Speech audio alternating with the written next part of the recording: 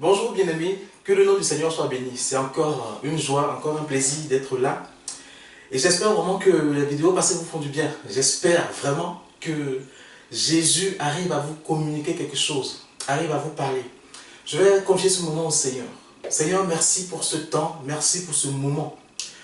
Père, je prie que tu me donnes de te présenter, tu me donnes encore de transmettre ta pensée. Donne-moi d'avoir le mot qu'il faut, d'avoir, Seigneur, l'attitude qu'il faut pour que ta pensée soit communiquée aujourd'hui. Seigneur, merci, parce que l'objectif, Père, c'est qu'une personne, c'est qu'un de tes enfants soit touché, afin que ton nom soit glorifié.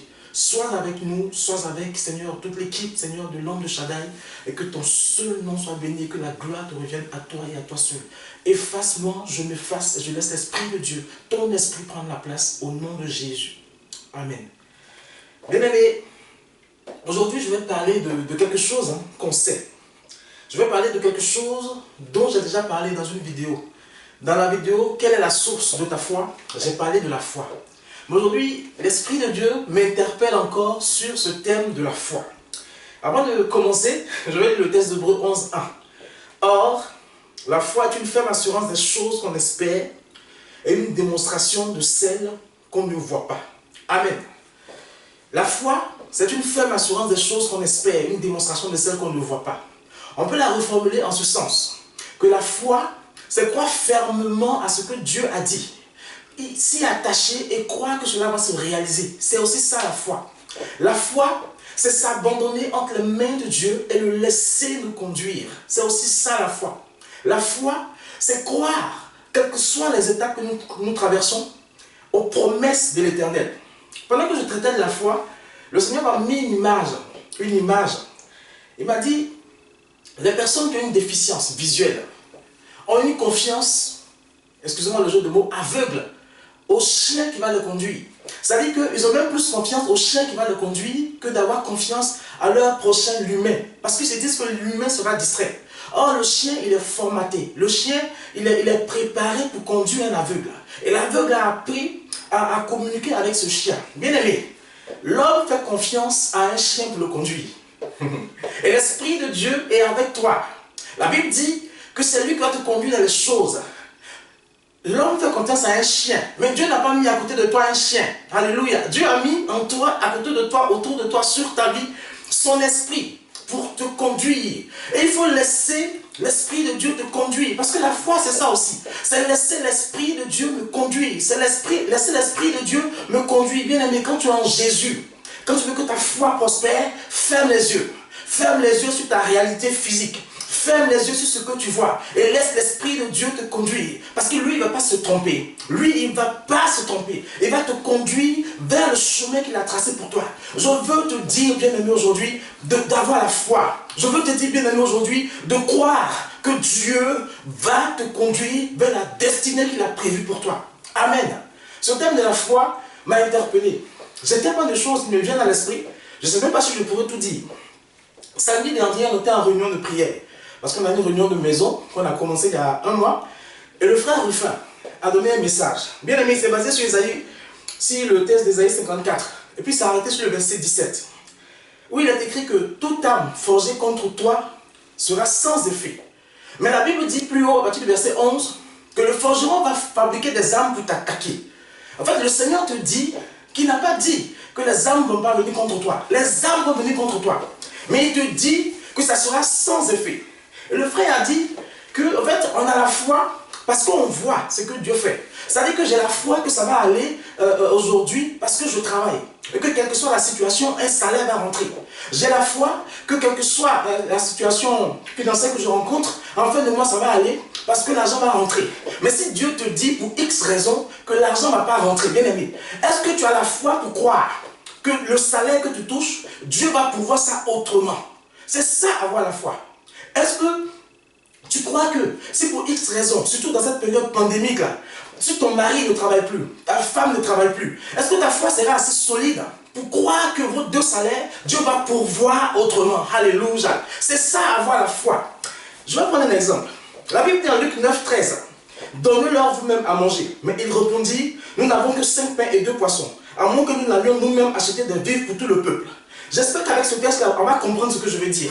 C'est-à-dire que quand Jésus dit, donnez-leur vous-même à manger, bien aimé, leurs yeux se tournent tout de suite sur ce qu'ils ont. Leurs yeux se tournent tout de suite sur le physique. Mais Seigneur, on n'a pas beaucoup de choses. Mais Seigneur, il faut alors qu'on parte leur donner à manger. Mais les disciples n'ont pas compris, alléluia, que celui avec qui ils sont est capable de créer la nourriture, est capable de nourrir ce genre de personnes, est capable de nourrir 5000 personnes. Il est capable de produire la nourriture. C'est ça la foi. Quand Dieu leur a dit, donnez-leur vous-même à manger, Jésus leur a dit, croyez que votre Père qui est dans les cieux va faire tomber la nourriture. Il va créer quelque chose. Mais ces 5000 personnes vont manger. C'est ça, avoir la foi. La foi, ce n'est pas comme les disciples ont voulu le faire. On a 5 pains, 2 poissons. Bon, si on va acheter les vivres, peut-être que chacun pourra prendre un peu, chacun aura à manger. Non. Quand Jésus dit donnez-leur vous-même à manger, on peut ajouter donnez-leur vous-même à manger. Et que chacun mange à sa faim.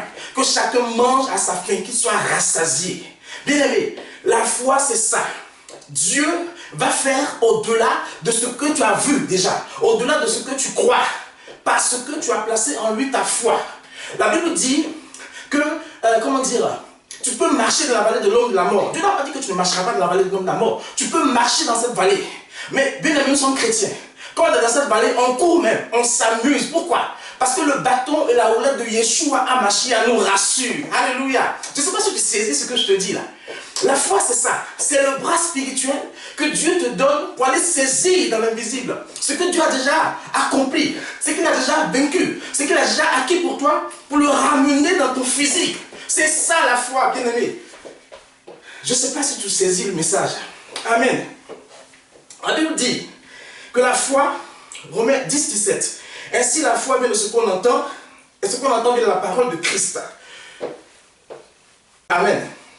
Et pour continuer dans cette même lancée, on va prendre le texte d'Exode 3, versets 7 à 10, mais on ne va pas le lire. Exode 3, 7 à 10. La Bible dit que Dieu a dit à Moïse que j'ai entendu le cri de mes enfants. J'ai entendu leur cri. Je vais t'envoyer pour leur dire que je vais les conduire vers un terrain qui est bon et vaste, vers un pays où coule le lait et le miel. Bien aimé, la parole que Dieu a dite, c'est que je vais prendre mon peuple d'un point A vers un point Z. Mais entre le A et le Z, il y a tous les B, C, D autres. Il y a la formation, il y a le combat, il y a l'épreuve. Cette parole-là, le peuple d'Israël a entendu. Dieu a dit, il va nous prendre d'un point A vers un point Z. Mais pourtant, quand ils se sont retrouvés face à la mer morte, quand ils se sont retrouvés face à la mer, qu'est-ce qu'ils ont dit à Moïse? Ah Moïse, tu estimes qu'il n'y avait pas assez de sépulcres en Égypte. Tu veux qu'on meure ici. C'est ça le problème des chrétiens. Bien-aimé, Dieu t'a dit qu'il va te faire quelque chose, qu'il va faire quelque chose pour toi. Dieu t'a dit qu'il peut prendre une position pour t'emmener dans une autre position. Quand tu es face à une épreuve, souviens-toi de ce qu'il t'a dit. Rappelle-toi de ce qu'il t'a dit. Quand ta foi veut chanceler, quand ta foi veut défaillir, souviens-toi de ce qu'il t'a dit. Alléluia. Je m'adresse à une femme. Je m'adresse à une femme. L'Esprit de Dieu t'a dit par une prophétie qu'avant la fin de cette année, tu allais enfanter. Mais nous sommes en octobre, tu commences à douter. Tu te dis, Dieu m'a dit ça et je ne vois pas cela. L'Esprit de Dieu me dit de te rappeler ce qu'il t'a dit. Qu'avant la fin de cette année, il va te faire un clin d'œil. Tu vas concevoir. Parce que je vois la main de Dieu qui se pose sur tes entrailles. Je vois la main de Dieu qui se pose sur tes entrailles. Je vois un enfant qui bouge en ton sein. Alléluia. Tu vas concevoir avant la fin de cette année. Saisis la prophétie au nom de Jésus. C'est ça la foi. Se rappeler de ce que Dieu nous a dit. Se rappeler du message qu'il nous a donné. Le peuple d'Israël n'était pas censé mourir dans le désert. Ils n'étaient pas censés périr dans le désert. Parce que Dieu a dit, je les conduis vers Canaan. Je les conduis vers ce pays où coule le lait et le miel. Mais il fallait qu'ils passent par le désert pendant 40 ans. Il dit, j'aurais pu les faire passer de l'autre côté. Ils auraient mis 40 jours, mais non. Je vais les faire passer par le désert. Pour que la foi que Dieu a mise en toi soit ferme, soit solidifiée. Pour que ce soit bien formé, il faut que tu passes par le désert. Avant d'aller dans le désert, tu vas croiser une mer à traverser. Bien-aimé, ne pleure pas. N'aie pas peur. Souviens-toi des promesses de Dieu. Dieu ne t'a pas dit que tu vas venir mourir dans cette mer. Il a dit que tu vas la traverser. Seigneur, tu m'as dit que tu me prends de l'Égypte pour aller à Canaan. Voici la mer, je veux la traverser au nom de Jésus. C'est ça avoir la foi. Bien-aimé, quand tu vas te retrouver dans un endroit comme dans les autres 17, où tu auras soif. La Bible dit qu'ils ont murmuré encore. Ils ont oublié ce que Dieu leur avait dit. La foi, c'est ça. ne pas oublier ce que Dieu a dit, se fonder sur ses promesses. Et bien aimé, ils ont murmuré. Moïse a dû prier Dieu et frapper le rocher. Alléluia. Mais ton rocher a déjà été frappé. C'est Yeshua HaMashiach. Il a été frappé à la croix. Alors ta soif là, il va l'étancher. Parce que l'eau coule pour toi. Il a prévu ça. Au nom de Jésus. Amen. Je m'adresse à un frère. Tu as 2 masters. Et tu as toujours compté sur ces masters-là pour avoir du boulot. Tu as toujours compté sur ces masters pour avoir du travail. Et l'Esprit de Dieu me dit qu'il a permis certes que tu aies ces masters. Mais ce n'est pas à cause de ça que tu auras du boulot. Tu auras du boulot parce que lui veut te positionner. Change ta manière de concevoir. Change ta manière de penser. Dis à Dieu, j'ai des masters, c'est vrai. Mais celui qui me positionne, c'est toi. Bien aimé, tu sais cela par la foi. Et tu verras que malgré cette situation pandémique, où des gens sont licenciés, Dieu va te positionner. Parce qu'il a fait de toi quelqu'un qui veut positionner dans un travail bien précis. Saisis cela, frère. Et tu verras qu'on va t'appeler pour te proposer un emploi, malgré la situation. Je le proclame sur ta vie, au nom de Jésus. Saisis cela, je t'en prie. Amen. Il faut avoir la foi. C'est ça la foi. Hein? Se fonder sur ce que Dieu nous a dit. Dans une vidéo précédente, j'ai dit quelle est la source de ta foi. Bien aimé, la source de ta foi, c'est ce que Dieu t'a dit. C'est ce que tu as entendu. Même Jésus dit, je fais ce que j'ai vu mon Père faire. C'est-à-dire que Jésus sait que, parce qu'il a vu son Père faire, et que son Père l'autorise à le faire, quand il va faire, ça va marcher. Mais le Père de Jésus, là, c'est le Père de qui? C'est ton Père. C'est mon Père. Jésus, c'est mon Seigneur, mon sauveur personnel, mais c'est mon grand frère. La Bible dit que je suis co-héritier avec lui du royaume des cieux. Donc ce qu'il m'a dit là, frère, ça va s'accomplir. Ça va s'accomplir. Je dis cela, ça pèse sur mon cœur. Chrétien, ne doutons pas. Ne regardons pas à nos payes. Ne regardons pas à ce qui se passe dans nos vies. Je vais acheter une maison, le Seigneur m'a mis ça à cœur. Mais il faut que ma foi soit fondée sur ce que Dieu m'a dit. Et non sur mon papa qui a de l'argent, qui va me prêter de l'argent. Et non sur ma paye qui va rentrer. Et non sur la banque qui va me prêter. Il faut que je fasse confiance. C'est Dieu qui va ouvrir des portes. C'est Dieu qui va créer cela. Il faut qu'on comprenne que Dieu est le Dieu capable d'agir au-delà de ce que nous avons déjà vu. D'agir au-delà de ce que nous avons déjà compris. Il nous surprend toujours. C'est ça, avoir la foi. Mon exhortation de ce matin, c'est placer cette confiance-là en Dieu et croire que le chemin qu'on pense qu'il va prendre pour nous aider là, ce n'est pas forcément ce chemin-là qu'il va prendre. Il va prendre un chemin que lui va créer pour que la gloire lui revienne. Amen. Je vais prendre aussi le test où Jésus dit à ses disciples, allons de l'autre bord. Montons dans la barque, allons de l'autre bord. Jésus a dit, montons et allons de l'autre côté. Il n'a pas dit, montons et allons nous noyer. Il n'a pas dit, montons et allons mourir dans l'eau. Montons et allons de l'autre côté, frère. Quand Jésus te dit ça, même si la barque chancelle, même s'il y a des vents, même s'il y a des tempêtes, Jésus m'a dit, montons et allons de l'autre bord. Amen. Il faut avoir la foi. Je vais raconter un témoignage. Vous savez, nos 2 enfants, on les a cherchés. Ça a été un peu compliqué pour le premier. Dieu nous l'a donné. Je vais passer ce détail. Et avant même qu'on commence à chercher le deuxième, l'Esprit de Dieu nous dit, dans une vision claire, que non seulement cet enfant-là ne va pas le chercher longtemps, mais il va naître prématuré. Parce que c'est un enfant, le diable voudra que par cet enfant-là, mon épouse meure, cet enfant meurt, et que nous-mêmes nous mourrons. La grossesse de ce deuxième enfant a été compliquée. Mais à chaque fois que mon épouse saignait, à chaque fois qu'elle montait de perdre connaissance, on sait que Dieu nous a dit que l'enfant va naître et qu'elle va vivre et que nous allons vivre. Alléluia.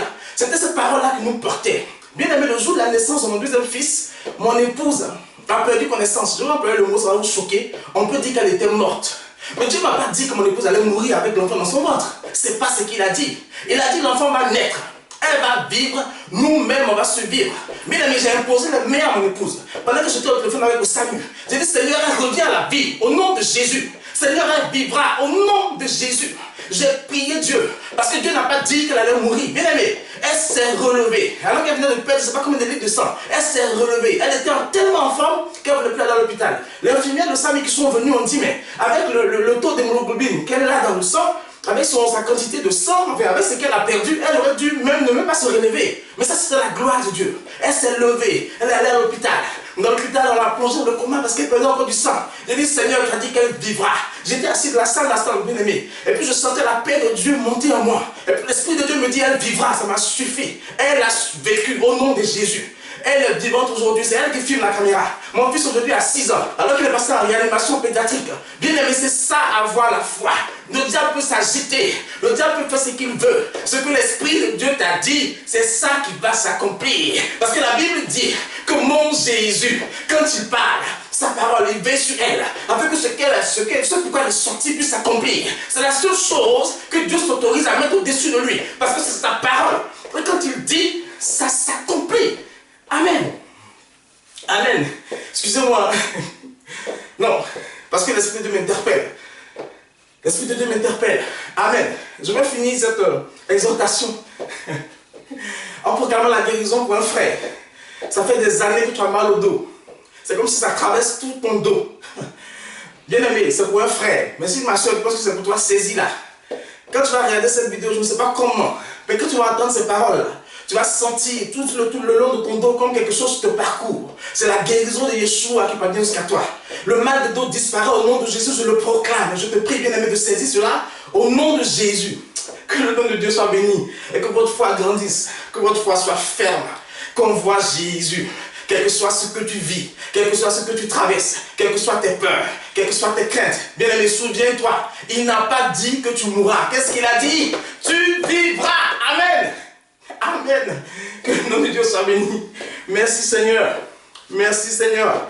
Vraiment, que Dieu nous bénisse, que Dieu permette que notre foi grandisse, que Dieu nous donne de nous fonder sur ce qu'il nous a annoncé.